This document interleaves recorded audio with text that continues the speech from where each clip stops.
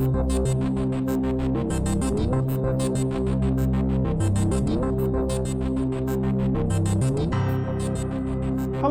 and welcome to this first episode of Season 7 of the Dark Money Files, in which we shine a light into a murky world.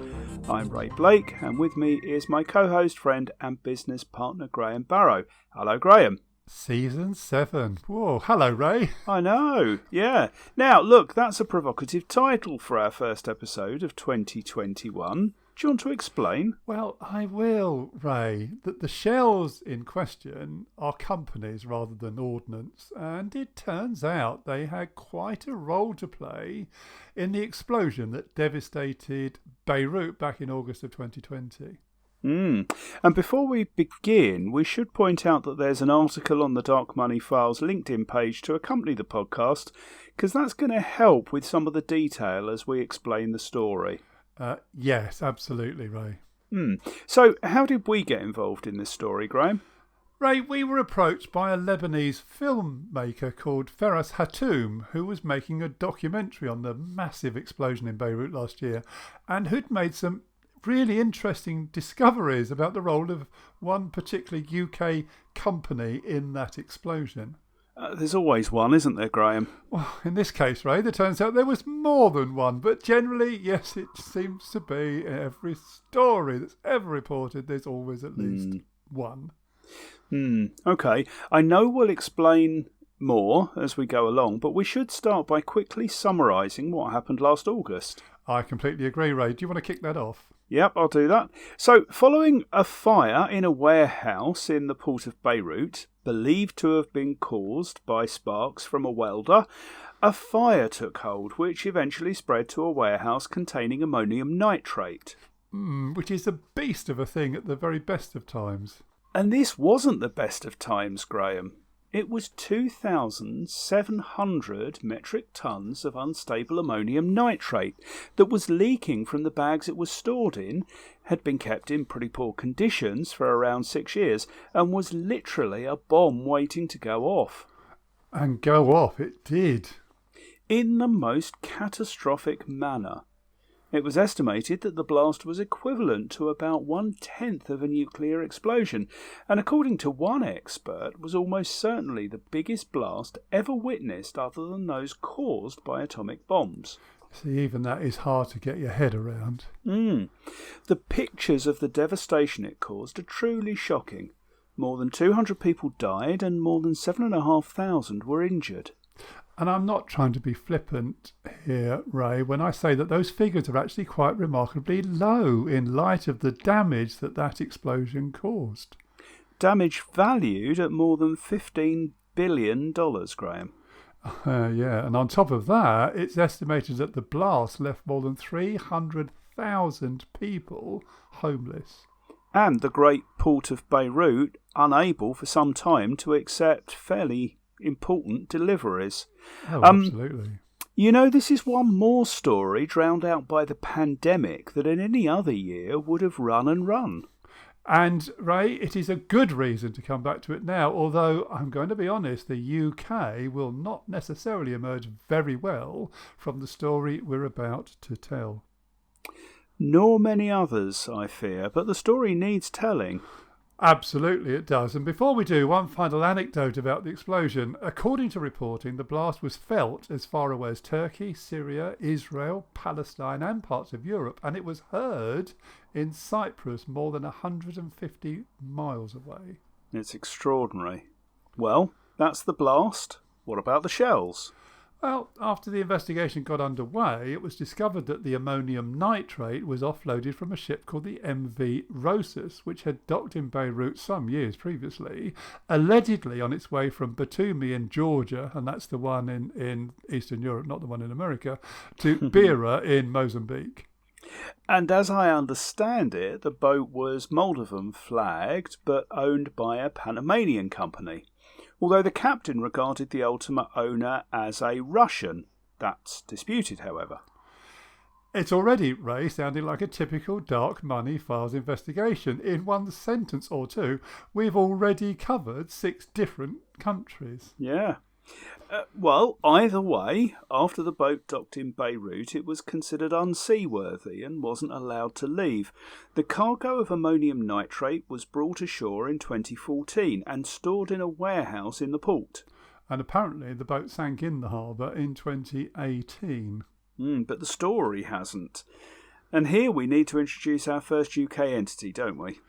Ray, we do, and it's called Savaro Limited, and according to paperwork which has been reproduced on the internet and not denied at all, Savaro was the entity which entered into a contract with that Georgian company for the supply of 2,750 metric tonnes of ammonium nitrate, and that's the stuff that was offloaded in Beirut. A British company, Graham? Well, it was a shell, Ray, British in name only. None of the directors or owners had any real connection to the UK, and by the way, throughout its entire history, it has always filed dormant accounts. It's a strange usage of the word dormant, isn't it, Graham? Ray, shells have their own rules. Have they declared a person with significant control?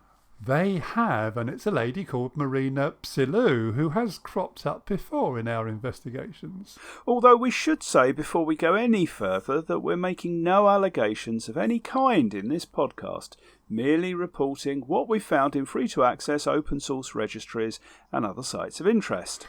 Exactly. Two of which are firstly Open Corporates, which tells me that Ms. Psilou is or has been an officer to 157 companies worldwide, and secondly, according to Open Ownership, is or has been the owner or controller of 4 companies. 3 of those in the UK and 1, slightly oddly, is in Ukraine. So we might reasonably presume from the 157 directorships that she's more of a proxy than a hands-on director. Well, I think that's a very fair assessment, Ray. And 2 of Miss Psilou's PSC roles, persons with significant control, are with the aforementioned Savaro and another company in the UK called Interstatus Limited. Remember that name? That also happens to be the company secretary of Savaro, where Ms. Psilou is also the director. And that's a role they perform, by the way, for more than 60 other UK entities. This is getting more and more shell-like the more we investigate. Yes, and I think now is the time to introduce our second company, Ray. Which is? HESCO Engineering and Construction Company Limited. And why are we interested in this one? Oh, you better believe this. It was recently dissolved, and by recently I mean November 2020, and it was a company formed in 2005. The initial shareholders were a couple of gentlemen called George Hazwani and his son-in-law Youssef Arbaksh. Now, why are those names interesting? Right, they are both sanctioned individuals, and they were sanctioned by OFAC for allegedly acting as intermediaries between the Syrian government and ISIS. And those OFAC sanctions specifically mention HESCO, which it calls a Syrian construction and engineering company. It also sanctioned 2 brothers called Mudalal and Imad Khoury at the same time, didn't it? Yes, it did, and we will come back to them later in the podcast. Now, the sanctions against George and the Khouris were issued at the same time on the 25th of November 2015. This was followed on the 21st of July 2016 by Mr. Arbaksh for his role as head of HESCO's Russian operations. Hold on. Didn't you just say that the company only recently dissolved? That's odd, isn't it, if the owners were sanctioned? Well, Mr. Hazwani, despite being a shareholder, never declared himself as a PSC. And strangely, Mr. Arbaksh, when he did declare himself as a PSC, managed to misspell his name as Abrach. Bit of an airbrush then, really. No, Abrach, not airbrush. Oh, sorry. But he did, and that was despite the fact that the declaration was filed on the 20th of October 2016 after he had been sanctioned. Oops. And before we dive into the detail, I believe we have a third company to introduce, don't we? Yes, we do. This company is called Alpha, with an F, Procurement and Machinery Limited. Which I see dissolved in 2017, so it's not been active for a while. No, it hasn't, but it did boast Mr. Arbash as one of its directors, as well as the sole shareholder at the time of dissolution. Okay, any other directors, Graham? Yes, Ray, interstatus. What, the same one that Savaro had? Yes. Okay, so we've got three companies. Two, Hesco and Alpha, share a sanctioned individual as director and shareholder, and two, Savaro and Alpha, share a second director, interstatus. Bit circumstantial still. It is, but it's also worth noting that all three were initially registered to the same address. All three changed their address on the same day to the same new address, and all three changed the location of their register on the same day to the same new location. Okay, that's a bit more compelling. I'm convinced they're connected. Anything else? Yes, when you look at the scans of both the change of address and the change of register location forms, because they were filed on paper, not only is the handwriting identical, all of those forms were signed by Ms. Psilou, but they were all signed by her on behalf of interstatus, which is odd, as it had nothing whatever to do with Hesco. Allegedly. Oops. Oops, indeed. So if I understand this correctly, Graham, we have three UK companies, one of which we've seen evidence showing it was the supplier of the ammonium nitrate which ended up in Beirut to such devastating effect, and two of which are linked to sanctioned individuals who were accused of supplying ISIS and which have strong links to both Russia and the regime in Syria. That is right, Ray. And of course, ISIS have also been associated with the use of ammonium nitrate in the construction of improvised explosive devices and other types of bombs. That's amazing. And two of those three UK companies were active until very recently. Well, in fact, Marina Psilou filed a voluntary strike-off notice on the very same day as Firas Hatoum's original story aired on Al Jadid TV in the Lebanon earlier this week, Ray. That's hardly likely to be a coincidence, I think. I think there are too many linked events for my liking in any way, Ray. Now, you mentioned the Khoury brothers earlier. We know from the OFAC sanctions announcement that they were strongly linked to George Haswani. What else do we know? Well, Imad Khoury is also on the paperwork of a still active British company called IK Petroleum Industrial Company Limited. Really? And it's still active despite him being a sanctioned person? Well, yes. On the last shareholder statement in 2015, prior to the commencement of the PSC regime, he is shown as a 50% shareholder alongside a Russian gentleman called Igor Ivanik. However, only Mr. Ivanik declared himself as a PSC following the introduction of that regime in April 2016. Well, how fortunate for Mr. Khoury. Dare I ask who else has been a director for IK Petroleum? Interstatus, Ray.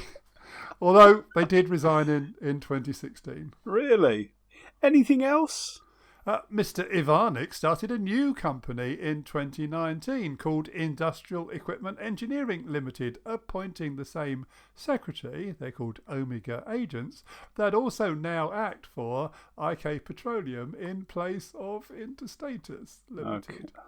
Wow. Okay. So, Graham, reflecting on everything we've discovered, here are my thoughts. We have a network of UK companies which appear to be involved in the purchase of dangerous chemicals, which blew up much of Beirut, which are or were allegedly involved in facilitating the sale of oil on behalf of ISIS, which were or are still being owned or controlled by globally sanctioned individuals. Yeah. And the only reason, Ray, that we are able to bring this story to the general public, the only way we are able to shine this particular light into a very murky world, is because the UK operates a fully open, free-to-access corporate and beneficial ownership registry. That's exactly right. And in the week that Companies House has put on that public registry all the corporate filings for any firm that dissolved from 2010 onwards rather than 2015 as it used to be, we now have hundreds of thousands of additional records with which to conduct similar research. Which means that a whole range of research projects we had to put on hold because we simply couldn't afford the fees to access the records can now be brought forward and pursued as vigorously as we have pursued this one. Although I've got to say, we'll very rarely have quite such a compelling story to tell as this one.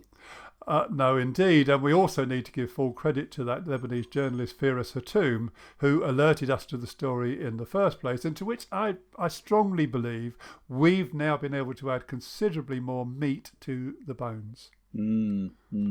Now, look, Graham, we really enjoyed going off topic a bit over Christmas and the New Year period. And if our listeners heard our 4 2020 review specials, they'll have noticed we tackled these a little differently from our usual podcast topics. It was fun. Well, for us it definitely was, and I imagine some of our audience will have enjoyed it more than maybe others did. Well, I think we can confidently assert that's the case, Graham, given the different flavours of feedback we've had. Yes. Now, there are people who rely on the Dark Money Files for their CPD to learn about or stay up to date with financial crime topics. And for us, that's our core mission. It's why we started the podcast, and it's central to our professional endeavours. The podcast is our main public contribution to the fight against financial crime. It's free, and it always will be.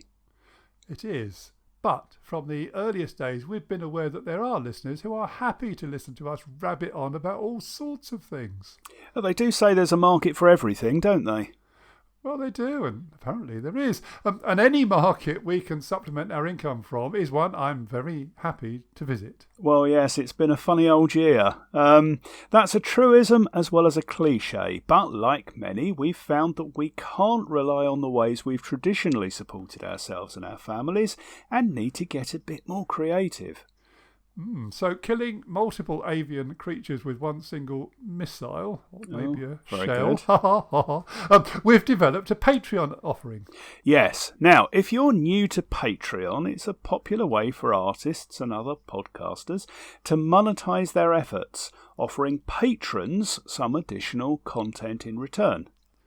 And it's purely voluntary. And if you do nothing at all at this point, you'll continue to get every episode of the podcast, which we'll deliver to you in the normal way with all of the information, news and insights it's always had, just as regularly. And that will always be the case. But if you want to invest in the podcast and get access to some extras, the facility now exists. It's based on a monthly contribution model, and we've ordered such contributions into a 3-tiered model, which in GBP is the gallery at £3 a month, the circle at £7.50 a month, and the stalls at £12.50 per month. Like in the theatre, Graham. Yeah, exactly that, although maybe you don't expect much by way of theatrics. Yes. So, assuming the additional content scales to the contribution, what can a gallery patron expect? At that level, you'll get special early access to our podcasts 48 hours prior to regular subscribers, and they will be longer because we'll be introducing each of them with Patreon subscriber messages and content that won't go out in the regular episode. You'll also have access to a new TDMF newsletter called The Financial Crime Scene, in which one of us will provide fresh insight into the major financial crime stories or developments that have occurred since the previous newsletter. I'm pretty excited about that one. Well, yes. And spend a bit more with us, and there's a range of additional benefits too. Priority access to our live events, assuming we can get back to those soon, as well as exclusive extras and online events that will be running just for the patrons. What sort of things? Well, one will be a monthly, I think, The Dark Money Files After Dark, which will be a podcast where we talk about non-financial crime things. Like what, Graham? Well, books we've read, TV and cultural items, perhaps even a bit of politics. Oh, sounds edgy. It might be, but it'll certainly be good fun. We'll also put on Ask Us Anything sessions, where we'll witter on pretty much to order on the subjects of your choice. I've always wanted to do something like that. Fancy. So, how do people get access to all this? Well, they need to browse to patreon.com/TDMF and sign up. New communication and discussion options will then open up and the new content will start popping up automatically. As easy as that? Exactly that. For a full breakdown of the content each tier unlocks, do check the website at patreon.com/TDMF. What's next, Graham?